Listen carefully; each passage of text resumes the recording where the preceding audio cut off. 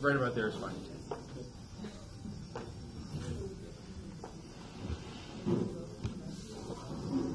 Perfect. So how's everybody? Perfect. Cool. So we've got more speakers today. Michelle Augustine Williamson in particular. Before I forget, I wanted to make an announcement to everybody. The Financial Management Association's Foreign Trade event, really cool opportunity to get to know a lot of people involved in foreign trade, is tomorrow afternoon from 4 to 7 p.m. in the Student Union Multipurpose Room. So I highly recommend any of you that are interested to go to that. And then, without further ado, this is Michelle. I've told them very little about you, so you can go ahead and introduce yourself and then address the questions however you like. Okay, I'm going to give them a little background. Okay, please. My name is Dr. Michelle Williamson. I've been in Wall Street for about 20 years. I guess it's now about 30 years. How many of you want to be millionaires? Well, that's what I do. I help people become millionaires. I've been doing that ever since I moved to Bakersfield.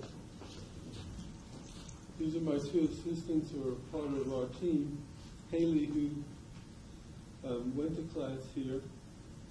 She specializes in finance and investment. And Cynthia, she specializes in the insurance. You might notice that I shake a little bit. It's not because I'm nervous in speaking in front of you. It's because I have Parkinson's disease. Part of the reason why I live in Bakersfield. I was told that I could be successful at anything I did, and that has transferred into my whole career, and I've transferred that same message to my daughters. My oldest one is a chief of surgery at St. Bart's Hospital in New York, and my youngest is an international tax attorney for KPMG in San Francisco. I started school wanting to be a psychologist. And then one summer I went to work as an intern for Merrill Lynch. I made more money trading the market than I did as a salary, and I was hooked. After I graduated from school, I went to work for Platt Investments, where my job was to help manage money, but the real thing was to find small publicly traded oil and gas companies to do takeovers. Some of them were pleasant, some of them were hostile. After the oil industry slowed down a little bit, I went to work for the First National Bank of Oklahoma City as a municipal bond trader. And my boss told me I had a job month to month as long as I kept on making money, because what good is a trader if they're not making money? So I made $2 million one year for them, and they wanted to pay me a $2,000 bonus. I was out of there. At the time, Citibank in New York and Drexel Burnham out of Dallas were recruiting me, and I went to a Drexel Burnham. I don't know how many people know the firm Drexel Burnham, but in the 80s, that was the place to be. Almost everybody was making $1 million a year. It gave me the opportunity to meet Ross Perot and the family who manages the money for both Ross Perot and the Walmart family. For Drexel Burnham, you kind of burning the candle on both ends, because we would trade from 6 o'clock in the morning to about 2 o'clock in the afternoon.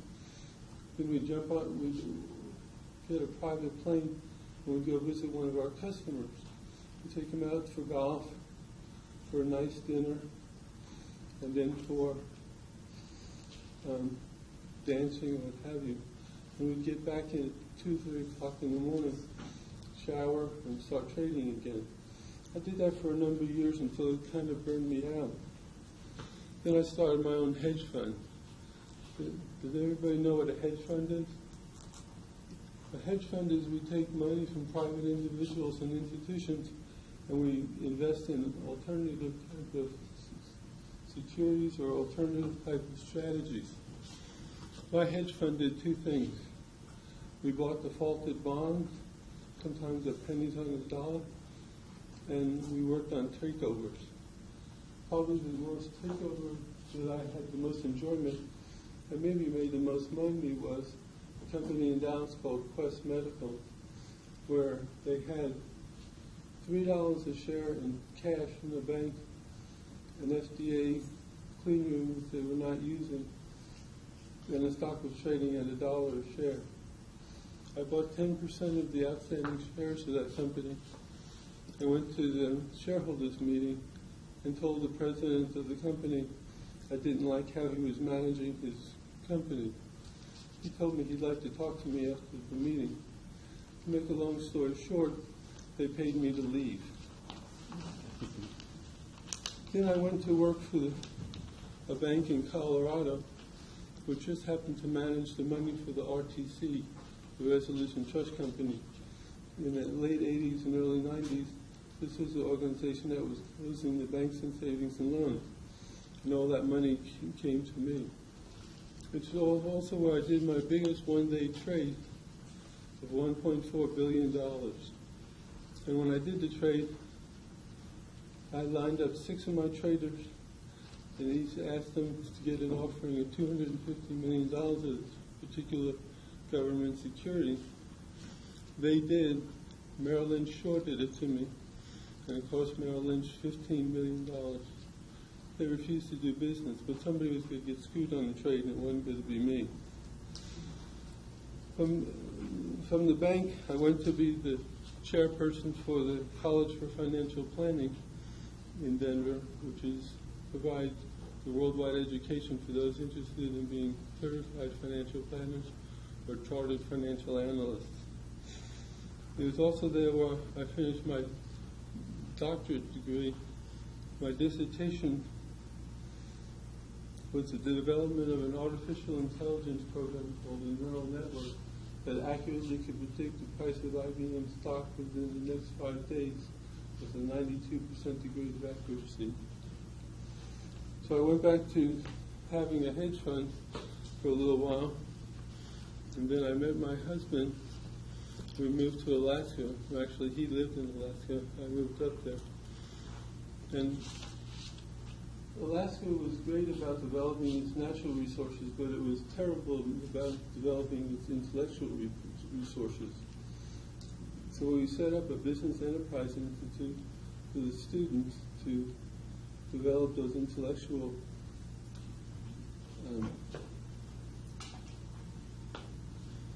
resources. And probably the most famous one that we did was a group of students had come up with the idea of putting RFID tags on pallets of food for the military, and we got an $8 million grant to further that business. I moved back down to Orange County, where I went to work for the director of finance for the city of Whittier. It was really kind of my first entree into government, accounting, government finance. Then it's a mess. After that, I went to work as the chief financial officer for Orange County's public employees retirement system, about $10.5 billion. I did that for almost 5 years until I was tired of the supervisors each quarter chewing my butt out for why we were $4 billion underfunded. And it was politically incorrect for me to tell them that they were granting benefits I couldn't fund. So after 5 years of being the whipping person, I decided to get out. 3 years ago, I moved to Bakersfield. My husband and I bought the Double W Ranch east of town, where we raise Scottish Highland cattle, which are the healthiest cattle you can eat. I also, while I was here, I've been making fig wine for about 10 years, and as a lark, I entered it into the Kern County Fair and came in first place. So now we're in the fig wine business. We're also in the honey business, and our olive trees are looking very good. Now, I had a lot of questions about being the website. my most recent website is called For the Discerning. It's for millionaires, billionaires, and those who aspire to be. I started it maybe October of last year. As of this morning, it's had 600,000 hits for the last 30 days. And it's a resource for millionaires and billionaires and those who aspire to be. It can give you information about what it takes to become a millionaire, or if you're a millionaire, it gives you recommendation as a resource on where and what luxury cars are available, estates, private airplanes. That's been my most successful endeavor recently. I have a number of businesses that I have on the shelf, just waiting for the right person. Last week I was approved to put in a farmer's market, so I'm looking for a farmer's market manager. I have a business called I'd Rather Go Naked, which is health and beauty supplies. I have an online produce auction, which is called Copta, CoptaToday.com. One of the things I've recently discovered is that marijuana oil is very good for people with Parkinson's. So we have 2 high tunnels out there, and as soon as the law passes, we'll be in a marijuana business. One of the other things that I'm working on, and this comes about by a group in the late 80s that did somewhat of the same thing, is called the Turtles. The Turtles was developed by a futures trader in Chicago who bet his boss that he could make any 6 people successful as traders. To make a long story short, those 6 people that they picked randomly pretty much off of the street are now billionaires and successful managers in their own right. Haley's mom has a new song out called Journey On. And there's a sentence in there that says, make the most of what you have been given. And that's so true. The opportunities that you have to be rich and successful are right in front of you. So I read through the questions, and a lot of them seem somewhat of the same. So does anybody have any questions that you'd like to ask me? I can start in with some of the questions that the students had listed.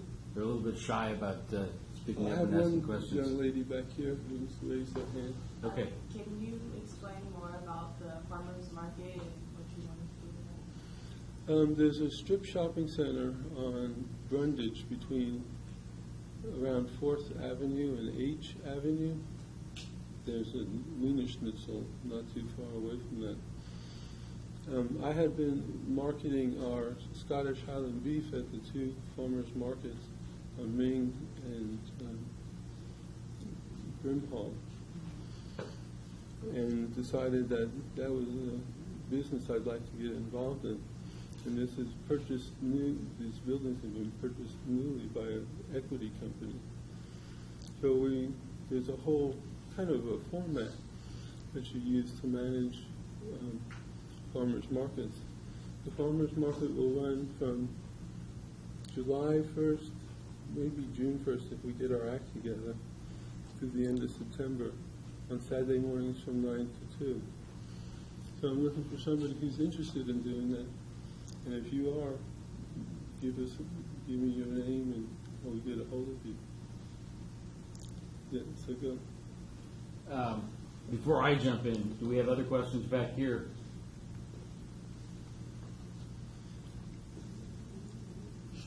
There was a lot of questions on them. People are shy to speak up. How does networking work in your line of business, and how significant is it? Networking is absolutely the most challenging and the most beneficial portion of our business, especially for the discerning. Because we are, for the discerning's presence on Pinterest has gotten over 400,000 hits, and it was the development of branding and networking that made that happen. Now that we've done it on our website and on Pinterest, we want to go out and market that same service and information on LinkedIn, Twitter, Instagram, and I have a person who's working on identifying all of those places and what we can do there. What inspired you to come up with the idea for the discerning, and is there much competition? The only competition, there's two places or organizations that look at competition. One's the ROB report, ROBB, and the other one is DuPont Register, which is out of the the East Coast, out of Florida. There's no real organization on the West Coast that's doing this, and the amount of hits that I've gotten in the last 30 days and how that's increased my business is a confirmation that there's a demand for this information. The business model is such that we'll ultimately take this information, which is free right now. We'll offer a magazine, which we'll charge a subscription for. It'll be a digital magazine. We'd like to get into the car brokering business, where we just, on a consignment basis, broker cars for people. And then one of the boards on Pinterest is our Financial Freedom Corp, and that has over 2,000 followers every day, which we hope to convert into clients. Okay. Here's a different type of question. How did school help you prepare for your job? Not at all, no. I think mostly residually, the things I learned in school I implement as far as my best practices. I've had some great teachers. In my dissertation committee, one gentleman was the chief economist for Xerox Worldwide. Another gentleman was the son of the finance director for the state of Algeria. Third person probably has written more books for colleges in banking and investments. And the fourth one, he worked for Standard & Poor's and assigned ratings for municipal bonds and corporate debt, and really had a lot to add to it. You did have a question. Oh, good. A physical hand. Yes, Dorian. Where did you get your idea for the thing? Of what did you want to start off with? For the discerning, I was in an airport and I was reading through the ROB report, and it was mostly focused on the East Coast. And then somebody told me about the DuPont Registry, and it was mostly focused down in Florida. And as I started to investigate, there was no magazine like that or information like that, both a magazine and information on the West Coast. When I started marketing this information and started looking for a marketing company, it really struck me when the interviewer asked how many different dialogues did I want to have this information in. There are 32 million millionaires and 3,000 billionaires worldwide. And they think that this could go worldwide.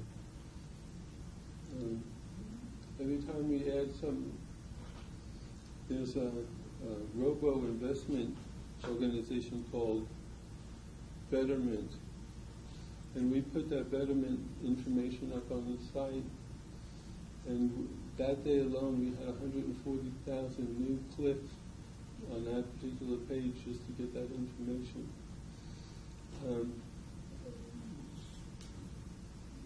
We are going to put the millionaire calculator. It's actually a calculator that you can input information in, and tell you roughly what month and what year you could be a millionaire. We're going to put that on our website. I think that'll be very popular also.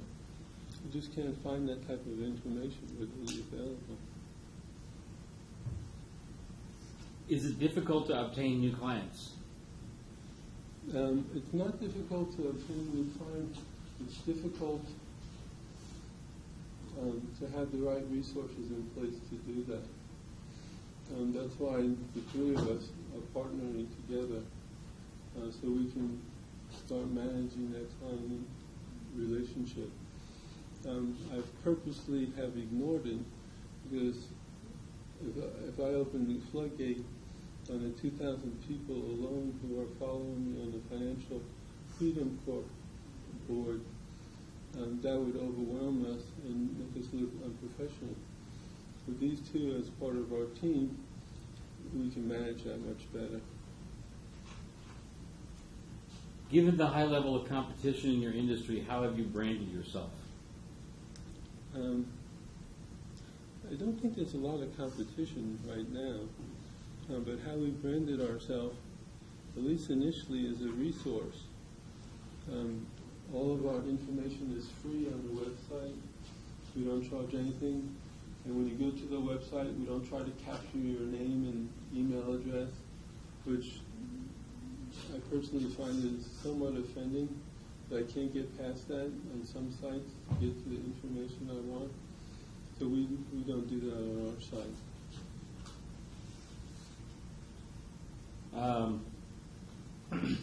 Who are your most common customers? Or is it millionaires and billionaires, or is it middle-class people wanting to be millionaires? Right now it's the wannabes, which is good. That's where we enjoy working with people on how to be a millionaire. And I don't want to say that I can guarantee you 100% that you'll be a millionaire, but we can certainly lead you down the right path and make sure that you have the information available to you that will give you that opportunity. How challenging is it to become an independent consultant? I don't find it very challenging. I found it more challenging to sit in front of the Board of Supervisors and have my butt ripped for being underfunded. So I actually think that this is much more pleasurable.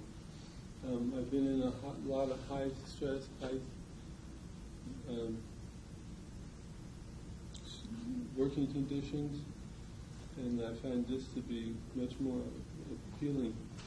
I would also suggest that how many people do you know, or what is the percentage of people who work for somebody else that becomes millionaires versus how many people become independent contractors or independent consultants that reach that goal. I saw some statistics this morning. We're associated with WealthWave, and a majority of their, let me back up for a second. Those people who have worked for WealthWave as an independent contractor selling insurance and financial services, who have been there for at least a year, the bottom part of that is around $80,000 a year that those people make, and the top portion of that is about $900,000. This is an opportunity where you can make a lot of money if you just follow their directions. And their directions are pretty easy and close. How are you marketing yourself, and do you plan to invest more in your website? The website changes constantly. As I said, we added the millionaire calculator. I use, right now, the business model is to use the internet to market ourselves. Hopefully I'd like to get to the point where we can market ourselves through different events, different I have a belief that, and it's been confirmed by my previous activity, that if you're active in your community and try to do things to help it, that goes a long way. I've sat on a lot of nonprofit boards. I just recently been elected to a nonprofit board that does great things for women who are trying to get into the business world. I'd like to have my companies more involved in stuff like that. Okay. How did you get the idea for the website? I was laying in bed 2 o'clock in the morning trading currencies, and the idea struck me. One of the things that I do is I trade the currency market. So it's not unusual to get an email from me at 1, 2, 3, 4, 5, 6 o'clock in the morning. The best trading is between 4 o'clock in the morning and about 9 o'clock our time. My currency trading has been very successful, and I can state that when I'm actively involved in it, my customers double their money each year. And that's what I'll teach my Michelle's Turtles, those people who are interested in learning how to trade. What made you want to become an independent consultant? I didn't want to work for somebody else. I knew that there was more money in being an independent consultant. I like the flexibility of it. There's not too many people who are going to hire somebody with Parkinson's disease at my age. I could continue just to work on the farm and trade currencies. But I felt like I needed to do more and wanted to do more. Okay. What would you say is the most important aspect of being an independent consultant?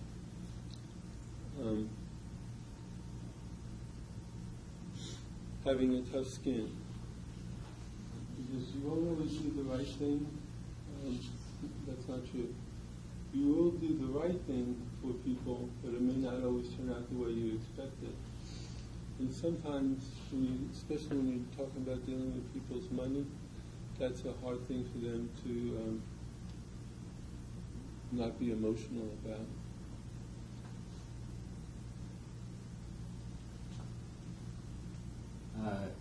It's a little bit similar, but a little bit different question. At what age did you begin, and what made you come up with this idea? What age did I begin? I was in 1978. I interned for Merrill Lynch. I made more money trading options than I did as a salary. What was the second part of that question? And what made you come up with this idea, similar from before? Yeah, I just think that there's a market for it, and the amount of impressions I get for supporting that.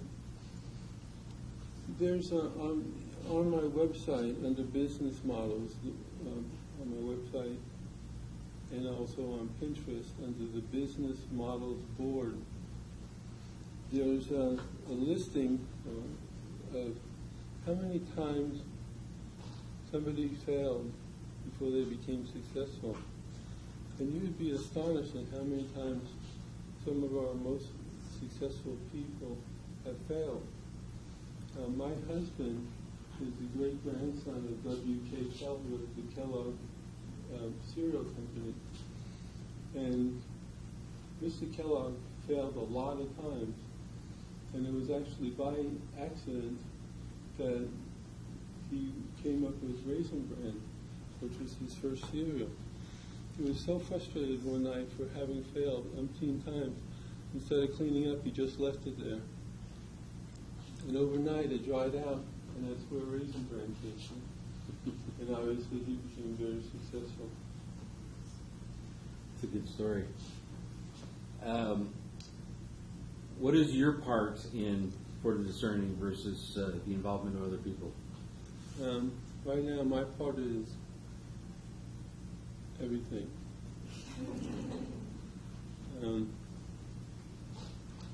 I think I can run this pretty much by myself. The internet portion of it, the website portion of it. Then obviously, as this thing is growing, I need people like them to help me from the financial side. I've reached out to couple of luxury automobile companies to see if we can start developing a process where they use my site to market either for sellers or buyers of luxury automobiles. That's still a work in progress. So we'll see how that goes. The other thing that I'm working on is most of the millionaires, if you look at the demographics of them, are concentrated in New York, LA, Dallas, Chicago, Florida. What I'm looking for, and this would be something we roll out later this year as part of our business model, is looking for a client representative, somebody who can go to these millionaires and billionaires and offer our services and represent the client's interest instead of representing the company's interest. It's a different way of having a relationship with a client, but I think it'll work. Okay. What is the biggest obstacle you face as an independent consultant? My husband, who's retired umpteen times, would rather me do something else, like hang around the farm or the ranch and do stuff like that, versus doing this. Okay. I think the answer to this may be, maybe you've already gone over, but I'll ask it as well. What is the parent company in support of For the Discerning, and what is the most successful sales department or area within your organization? I think there isn't a parent company right now, right? Or it's not held under a holding company. That might change in the future because one of the things under the For the Discerning is Farmers Market Management Company, and that management company is going to be what we use to do the business on the farmers market. People who own strip shopping centers all over the United States, and they love this concept. They love this idea about the strip shopping center having a farmer's market on Saturday or Sunday morning. So the plan is, if we do this one successfully, it's going to open up the doors for us to do this nationwide. Okay. Do you see your company expanding within the next few years, or where do you see it? The only reason why I wouldn't expand is because I'm dead. It's just my nature to grow things, make things successful. What kind of qualifications or experience level were needed to obtain your position as an independent consultant? To be an independent consultant for Transamerica, all of you are eligible for that. And if you're interested, let us know. There's no reason why you can't start today or tomorrow, as far as I'm concerned. I've had people who have been to Harvard and went through their MBA program who could not trade their way out of a paper bag, and I've had to fire them. And probably the most successful futures trader who lives down in Houston was a classmate of mine in high school, and he barely made it out of high school. I think I don't want to say he cheated. He really struggled, didn't go to college, and now he can move the oil market. He manages the futures trading in oil for one of the largest oil companies in the world. And he does move that market. So the answer to that question is, it's not always education, it's aptitude, it's interest, it's having a desire to do that. How many different types of jobs are there in your field? There's as many as you can imagine. I would highly suggest or recommend that whatever you do, make it something that you enjoy. Just like a job, don't go to work for a job that you don't enjoy. Don't go to work as a consultant if you don't enjoy what you're doing. Because if you enjoy what you're doing, it's not really a job, it's not really hard work. Your enthusiasm will carry you a long way. I think you've touched on this a little bit, but what are some of the businesses that became successful through your consulting?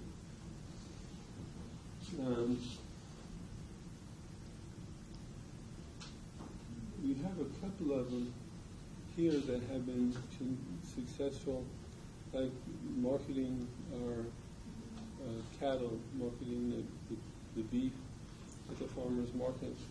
That was hugely successful. In fact, the reason why we're not doing it anymore, or we didn't do it anymore, is because I couldn't keep up with the demand.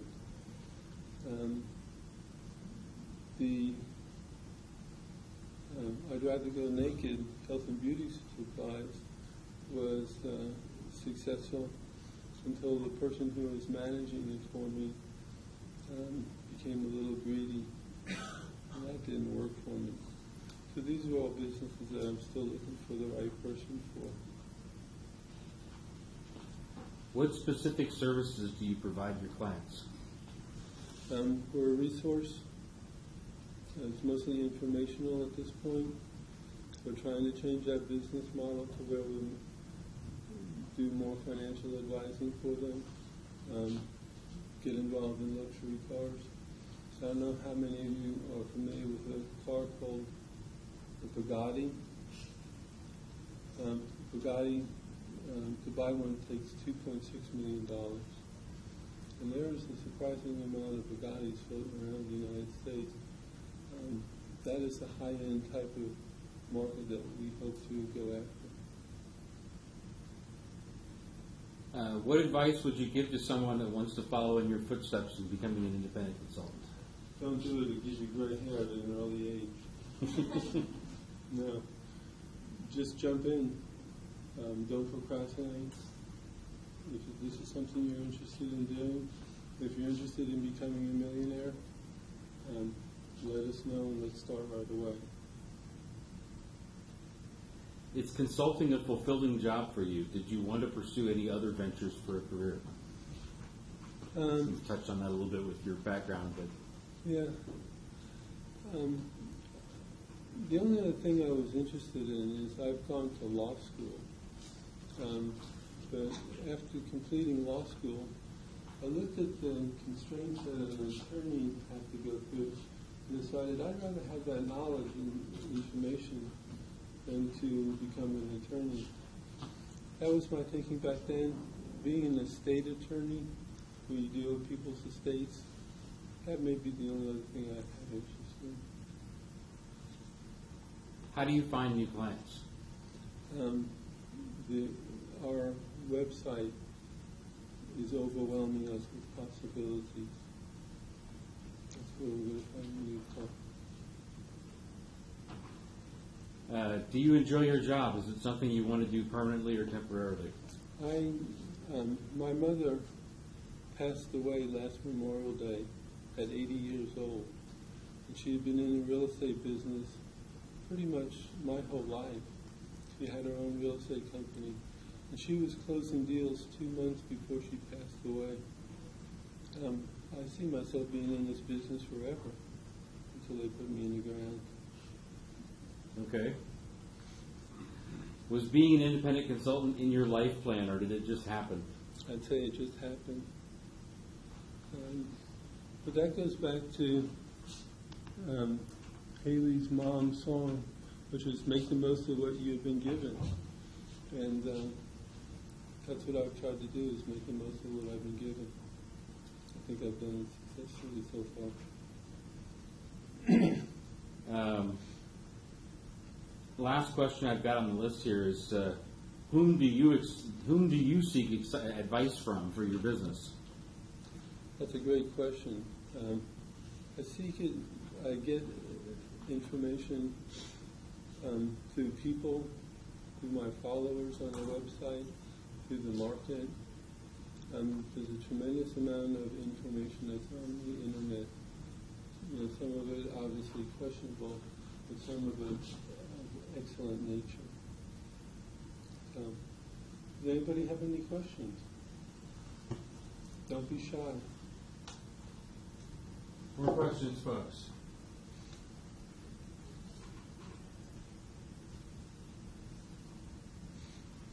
So tell me, what do some of you want to do when you grow up? Anybody?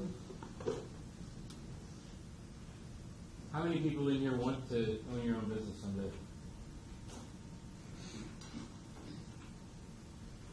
If that's the method that works, is asking me questions. Sort of. I was a chair for the College of Financial Planning, which is an educational institution. It was all online, so haven't been in the classroom for a while.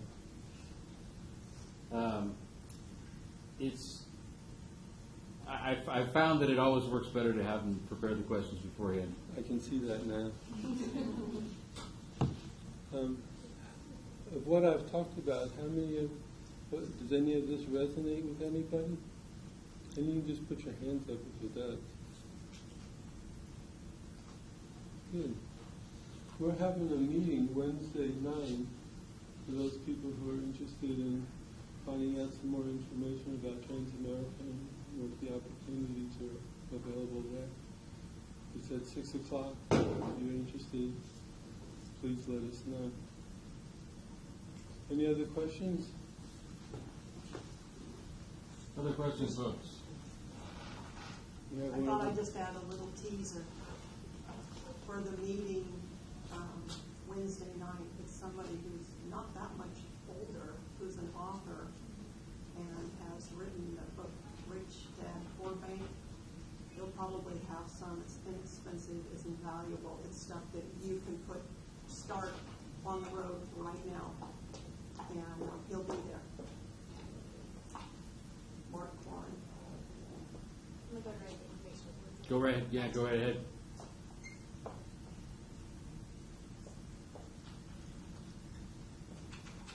Mark's been in the business. He's from Canada.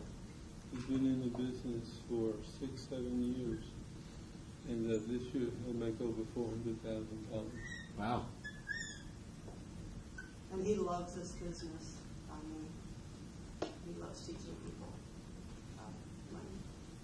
Yeah, I'm having Mark come to talk to my other class on Wednesday. He's a dynamic speaker, full of lots of energy. No, I look forward to hearing him. He's fun. Anything else? Well, if nobody else has any other questions. Hello. So let's give Michelle a big round of applause. Thank you very much for coming. I look forward to part 2 this evening. Okay. I'll be there. That's on the other side of campus. We took a tour of campus on the way here this morning. Oh, good. We're becoming more familiar with it. Not on purpose? No. How long does this class last? Huh? How long does this class last?